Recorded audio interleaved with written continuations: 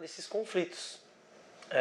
E lá estava eu e ele como um representante de palestino e judeu, mas tinha outras pessoas de outros países ali também, muçulmanos, árabes, judeus, enfim, várias pessoas. E foi bem legal, uma roda de conversa, né? Muito interessante. Esse é um movimento que acontece no mundo, esse Surf pela Paz aí, né? Surf and Peace. Cara, a Cordão de Ouro, ela tem uma imensidão muito grande hoje pelos países afora. E a Cordão de Ouro em Israel é muito forte, né? Muito forte. Teve uma época que a minha casa vivia cheia de gente de Israel. Eu já recebi muitos amigos de Israel. E seu pai sabe disso? Cara, se ele não sabe, ele deve... Cara, um dos grandes amigos do meu pai era judeu. Então, esse conflito que há lá entre religião e política, e acaba as pessoas também se envolvendo, para as pessoas que estão aqui não acontece, porque elas realmente não veem dessa maneira, né? Eu acho que é difícil, Cavalo, tu estares numa zona de conflito e tu não conseguir te envolver emocionalmente, né? A gente pode tratar dos indígenas, né? Vamos falar assim, a gente está no solo deles, né? Se chegar que há um indígena agora te batendo, dizendo que é dele aqui, tu vai agredir ele também, né? E aí, como achar a razão do quê, né? Você não tem culpa de estar onde está hoje, e ele também não tem culpa de que a ancestralidade dele foi tirada de onde foi tirada. Então, assunto muito grande. É um assunto muito grande que mexe com muita coisa, do meu ponto de vista. Isso é uma visão pessoal. Então, eu costumo dizer que é fácil ser budista no Tibete. É fácil ser budista lá no Tibete. É muito mais difícil você estar fora e tentar praticar aquilo.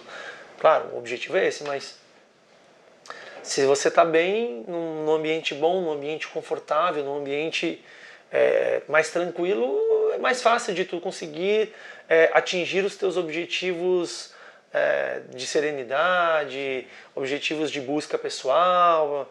Eu quero ver você tá passando fome, passando sede, vendo pai, mãe morrendo.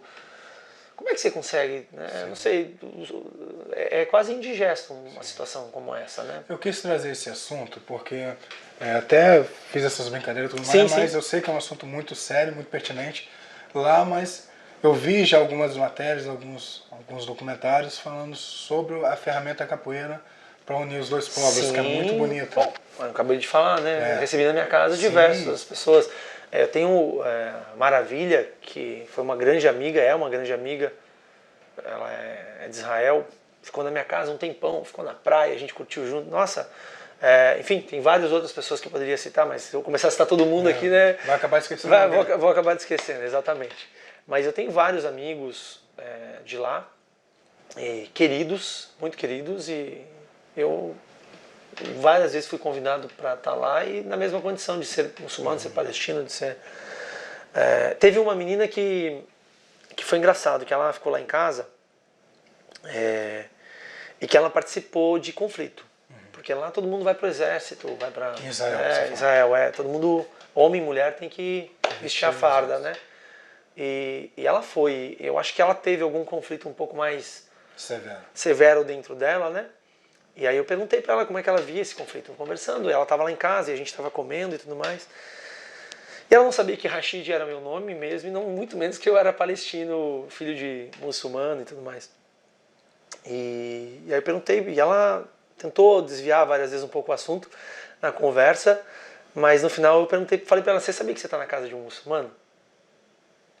Tudo bem para você? Mas eu falei brincando, né? Na hora foi um baque. Assim, eu senti que ela... não te deu um cravo magaro? Não, cara, não. Eu senti que ela deu um passo assim, mas foi um passo só de tipo de surpresa, né? Mas ela, grande amiga, grande querida, só não citar nomes, que eu acho que é indelicado, né? Mas, cara, eu não consigo sentir, eu vejo que é algo muito importante, é algo que vai além da nossa capacidade de compreensão estando aqui. A gente consegue entender daquilo que a gente recebe, trazer um pouco das emoções, daquilo que a gente tem como ancestralidade em termos de cultura, por eu ser muçulmano, eu tenho a cultura árabe presente na minha casa. Eu pratiquei o islamismo até os 17 anos, não bebia álcool, a galera ria da minha cara, que eu ia para as baladas, que eu ia para a praia, não podia tomar nem água durante o dia, durante o Ramadã, aquelas coisas todas. E vivi isso, né? Vivi, não comi carne de porco, não, sabe? Vivenciei tudo que o islamismo traz dentro daquilo que meu pai me ensinou.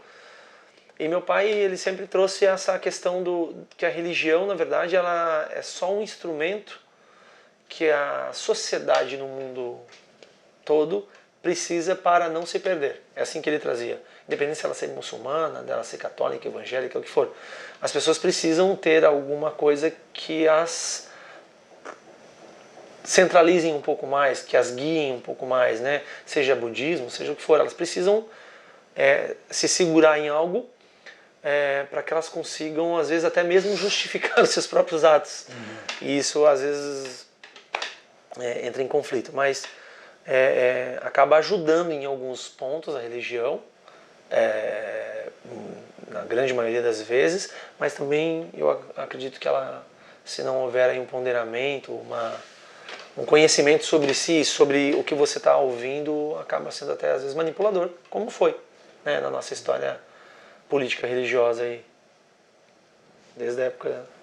Mas pouco atrás. Pouco atrás. 2000 e poucos anos atrás. Mais ou menos. Rachid, a gente conversou há pouco tempo sobre a questão da mestria, é um assunto delicado pra caramba. Você está próximo à mestria de um ponto de vista de hierarquia, né? Pelo menos de mim você está um pouco mais bem lá avançado. Tô bem longe, cara. Está bem avançado. Rachid, você contou um assunto, um fato que aconteceu contigo. Óbvio, você é inteligente, eu vou te pedir para a gente não botar nome nem nada. Sim. Porque é um assunto muito delicado. Mas eu acho que é um negócio, é algo que as pessoas... A gente está num momento na capoeira de transformação. A gente estava falando agora também sobre a questão de gênero e tudo mais. Sim. A gente está num momento de transformação. Você vai, em algum momento mais próximo, você vai se tornar um mestre. E vai vir uma geração de mestres com a cabeça um pouco melhor. Você contou sobre um assunto que você foi sentar próximo ao líder do seu grupo. Eu sei que você não pode falar muito, porque é complicado, mas eu queria que você falasse um pouquinho do que aconteceu e deixasse uma reflexão para quem... Você está entendendo o que eu estou querendo dizer, né? Sim, entendi. Porque a mestria, o mestre de capoeira, no meu ponto de vista, de quem está começando a andar no mundo da capoeira, é que muita pessoa que se tornou mestre se tornou às vezes um pouco cedo demais. Precoce demais, e isso acaba às vezes desmerecendo. Eu já fui em evento que tinha, sei lá, você tem um exemplo, 20 mestres, poucos professores e quase aluno nenhum. Já fui em evento assim também. Entende? Então, aí você vai sentar, como é que eu vou sentar do lado do mestre Suassuna, sei lá quantos anos de mestria, e falar que eu sou mestre, você está entendendo, né? Sim. Falando só mestre Suassuna, tem um monte de mestre que não tem condições de você chegar e se empoderar do lado de um cara desse com pouquíssimo tempo de conhecimento que você tem, de caminhada. Sim. Fala sobre esse assunto que aconteceu de você sentar do lado da pessoa, o que aconteceu, o que isso bateu no seu coração. Sim. Porque às vezes o mestre que faz isso não é que sabe o quanto ele está sendo ignorante, no sentido da palavra de não estar, às vezes nem estar sabendo o que está fazendo, que pode acabar ajudando as pessoas. Sim. Tá bom. Vamos lá. Falo lá. Não, então, eu era novo, de capoeira ainda sou, na verdade, né? Bom, sobre falar sobre precocidade, só fazer um parênteses sobre a precocidade de maestria. Bom, eu não sei julgar e não tenho autoridade nenhuma para julgar a quem tem título de mestre precoce ou não, porque se recebeu foi porque alguém o reconheceu dessa forma, né? Eu sei me reconhecer, então eu me reconheço como contramestre precoce. Apesar do meu mestre, que é o Diogo, falar que não, que, né, ele fala que é o caminho que eu vou percorrer agora, né? Na verdade, eu abri a porta do contramestre para agora começar a minha história como contramestre dentro do grupo e do núcleo dele. Desculpa, vou entrar num parênteses Pode. O contramestre, você sabe, a nomenclatura Sim. É uma pessoa... Sim. Essa precocidade que eu quero dizer assim, você é contramestre, o seu mestre te deu o título de contramestre que na história da capoeira você responde por ele quando ele não está. Sim. Vamos dizer assim. Sim. Então isso é tranquilo. Mas às vezes tem gente que é contramestre de mestre nenhum. Sim. Entende? Entendi. É isso que é só para fazer um parêntese do que você estava falando. Não, eu entendo. É que, enfim, cara, é um assunto bem longo e longe. Que a gente vai aí horas de vídeo para falar, mas eu falaria sempre da minha perspectiva, né? E, cara, eu sou muito novo de capoeira, muito novo. Eu quero... A gente teve evento agora, né, recentemente, né, chegar aos 60, 70 anos com a vivacidade que esses mestres hoje têm, assim, porque, né, o cara já está com 30 e poucos anos, tudo dói, tudo, né, e esses mestres com 60, 70 anos jogando pra caramba, cantando, tocando e fazendo. Então eles têm aí muito exemplo para nos dar, né. Mas enfim, eu sentei, voltando ao assunto que a gente estava falando, eu estava há pouco tempo dentro do Grupo Cordão de Ouro, óbvio, né? Mas eu fui participar de um evento onde tinha diversos grupos, diversos mestres de vários lugares do Brasil e de fora também. E, pô, para uma pessoa que está, né, se inserindo no mundo da capoeira numa outra perspectiva, porque o meu mundo de capoeira era aqui, Santa Catarina, Rio Grande do Sul, sabe? Então, pô, começar a sair daqui, ir para São Paulo, ir para Minas Gerais, ir para Bahia, ir para Espírito Santo, começar a ver a imensidão, né? Você andar por vários grupos de diferentes bandeiras, de diferentes estilos você começa a falar, que mundo pequenininho, né? Que a gente vive, né? Isso é em tudo na nossa vida, né? Mas falando da capoeira, eu falei, nossa, meu Deus do céu, que imensidão. Nossa, aí eu tive a oportunidade de conhecer vários mestres nesse evento. Eu fiquei, sabe quando a criança fica olhando assim, não acredita? Bom, e aí, só que eu trago comigo muito essa questão do ser humano, né? Do outro, né? Eu não sou um ser humano perfeito, assim, eu acredito que ninguém é, mas eu sempre busco errar e melhorar, né? Às vezes eu erro umas 3 vezes, 4, mas sempre o meu objetivo é estar melhorando quanto ser humano mesmo, né? Independente do meu título, independente do meu trabalho, independente da minha classe social, da minha cor, da minha religião. Nós estamos falando do ser humano Rashid, do ser humano cavalo, e aí, cara... Ser humano cavalo ficou engraçado. Ser humano cavalo. O ser humano cavalo. O ser humano Rashid, ser humano cavalo, eu digo, mas enfim, de pessoas que são iguais, independente, né? Bota no raio-x, é tudo igual, né? E aí, cara, pra mim, eu sempre fui de querer estar próximo das pessoas, ainda mais estar próximo de pessoas ilustres, né, que são os mestres de capoeira. Mano, imagina você poder estar ali do lado dela. Então fazia pouco tempo, e isso acontece, eu acho que ainda muito na capoeira, mas eu fui pegar o almoço, era o horário do almoço, já o evento tinha parado, ia continuar mais tarde, mas fui sentar na hora do almoço, e era mesa espalhada para tudo quanto é lado, e eu peguei o almoço e saí com o meu pratinho assim, onde é que eu vou sentar, né? E de repente, o mestre Penteado, ele fez um sinal, de longe, né?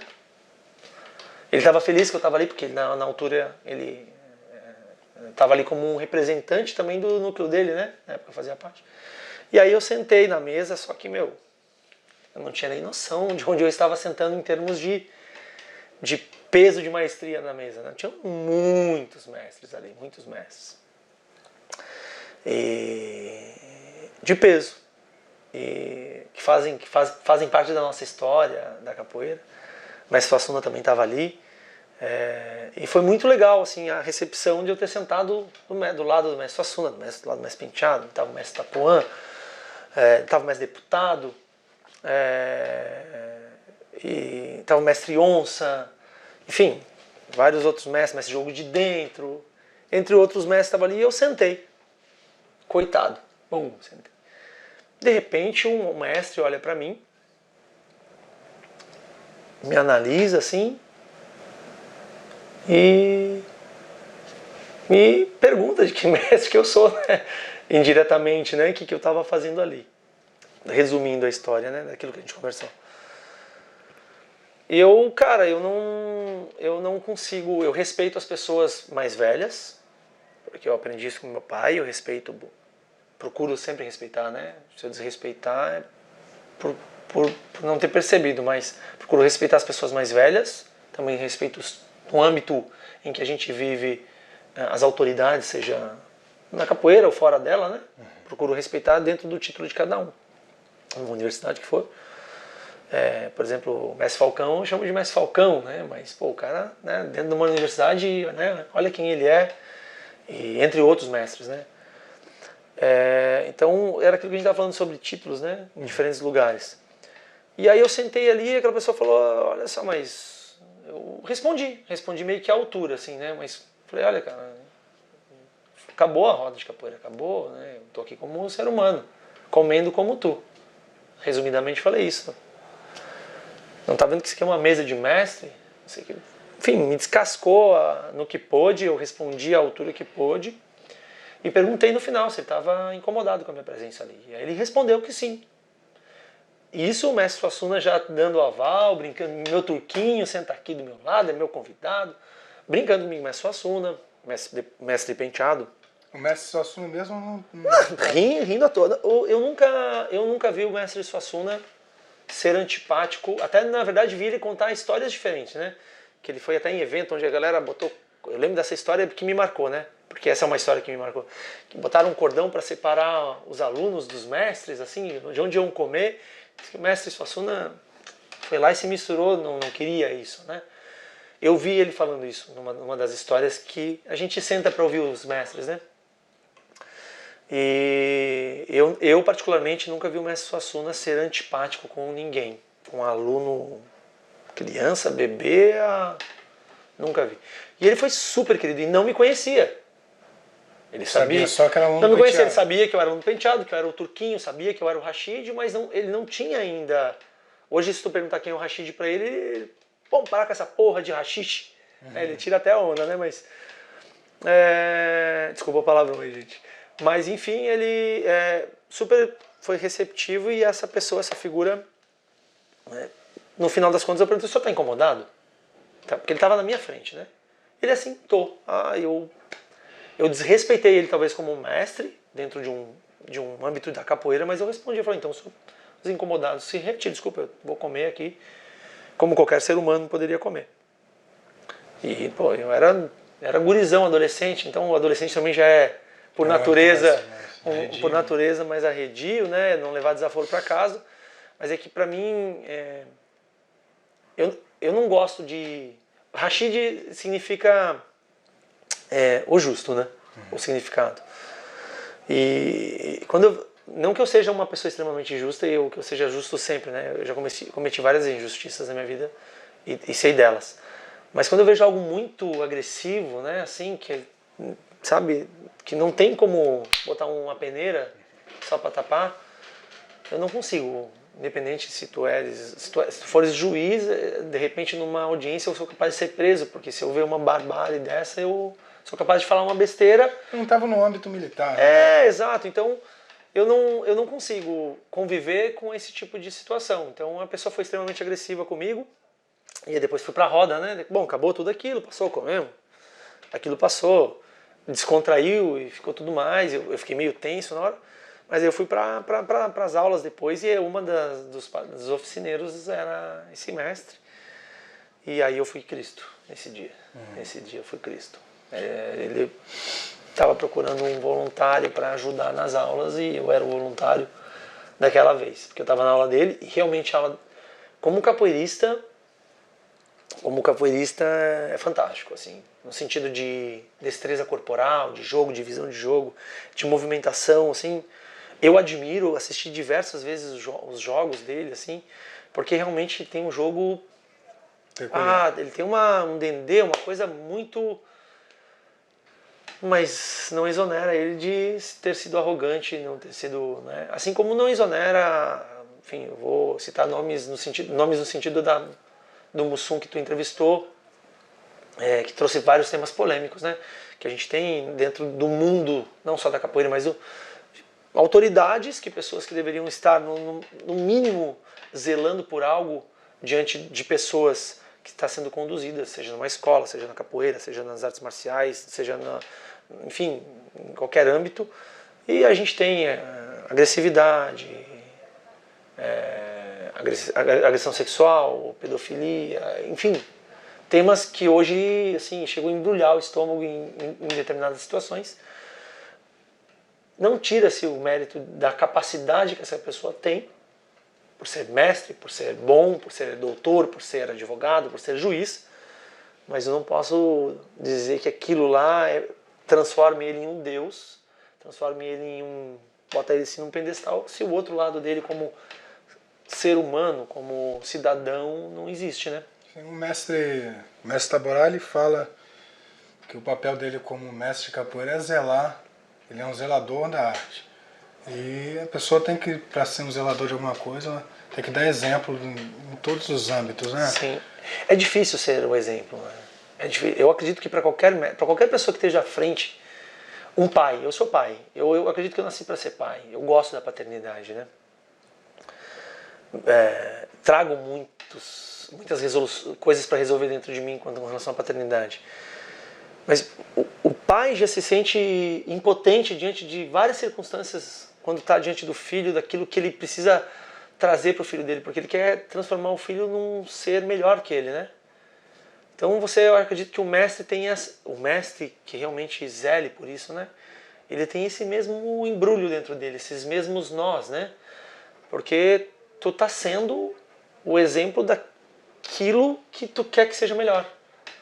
Então, se tu não for um bom mestre, desculpa te ter interrompido, né? Mas se tu não for um bom mestre, se não for um bom pai, se não for um bom professor, se não for uma boa referência... Mas não falam na questão do mínimo, né? Saber respeitar para ser respeitado.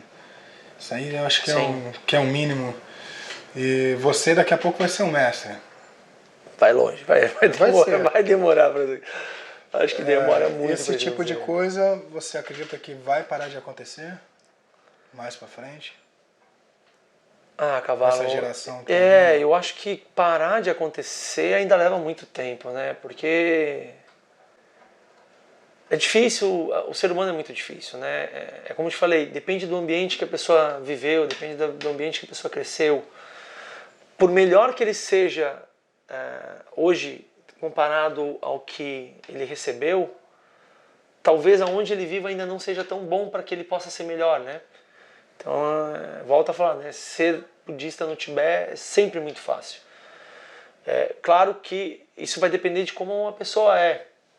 Ele pode se tornar um grande mestre de capoeira pela destreza de condução de uma roda, corporal, de trabalho, mas chegar em casa e ser um machistão, bater na mulher, sabe, e ser autoritário com os filhos. Mas para ele ainda aquilo seja normal, porque na cultura dele ele aprendeu isso. Não que eu esteja concordando com isso, mas como é que eu vou dizer que isso vai acabar, né? Como é que eu consigo dizer que isso está próximo? Porque as culturas ainda precisam mudar, a cultura social da gente ainda precisa mudar. Nós precisamos, como seres humanos, mudar. Talvez os nossos filhos ou os nossos netos tragam uma consciência social diferente, que quebre paradigmas que a gente hoje carrega da nossa sociedade, que sim, aí dentro dessas subsociedades que são os núcleos, né, as tribos, né, vamos dizer assim, a capoeira, o jiu-jitsu, os juízes, o futebol, o basquete, dentro desses núcleos, dessas tribos, sejam pessoas melhores, onde o ego não faça tanta parte, né, o egoísmo, enfim, soberbidade, é isso que é a palavra certa? Soberbo, né? O racismo, o preconceito, o machismo, enfim, tudo que vá... Que é inerente ao ser humano, né? Exatamente. Seria essa a palavra. Eu acredito que seja isso. Então, eu acho que vai ser melhor, sim, a nova geração de mestres. Se um dia eu for, que eu acho que é uma coisa que para mim está muito distante mesmo. Mas se um dia eu chegar à maestria, ou se como contramestre eu conduzir algum exemplo para outros capoeiristas, acredito eu que eu consiga ser um pouco melhor do que eu vi. Mas talvez ainda eles sejam melhores e assim vai até um patamar mais aceitável, talvez, diante da capoeira, né? Porque existe muita cultura, né, dentro das manifestações, seja ela qual for, né? Estamos falando de capoeira, mas se trouxermos outros elementos, como o próprio samba, como o próprio, né? O samba do recôncavo, né? O samba dentro da capoeira traz muitas músicas hoje que remetem machismo, que remetem a supressão, às vezes, né, da figura mulher. Então, eu acredito que não tem como esquecer que o samba foi gostoso, que é legal, que a gente vive, que essas músicas fizeram parte e a pessoa se divertia com elas, mas que hoje, no contexto, essas músicas vão acabar mudando, né? Elas fazem parte da história, elas nos trouxeram até aqui, a gente não tem como tirar esse pilar, mas sim é uma referência para que a gente evolua, né? Para que a gente mude, para que a gente cresça, né? Melhor. Então não dá para a gente simplesmente cortar esses vínculos, porque é eles que nos trouxeram até aqui. Mas sim, a gente precisa melhorar a partir deles, né? Porque senão a gente não tem referência nenhuma. Não sei se eu devaneei na palavra, mas seria isso. Galera, esse foi o Contramestre Rashid. A entrevista, ela abriu um leque enorme. Não sei, né? Abriu um leque maior do que eu pensava. Foi riquíssima para mim, uma das entrevistas mais ricas, porque te pegou desde a capoeira e abriu para um âmbito mais humano. Ficou muito legal. Espero que vocês gostem. Eu interrompi a entrevista na terceira pergunta, porque eu quero que ela se estenda, porque são 6 perguntas. Poxa! Mas ela saiu, na verdade, as suas respostas se sobressaíram para as outras perguntas que eu ia fazer. Legal. Então, depois dessa entrevista, eu vou estudar pra caramba o que você falou para conseguir fazer outra entrevista contigo. Nossa, então eu vou ter que estudar pra caramba pra poder responder. Não, já foi natural. Queridão, obrigado. Valeu, gratidão, nego. My grandfather fought Tato.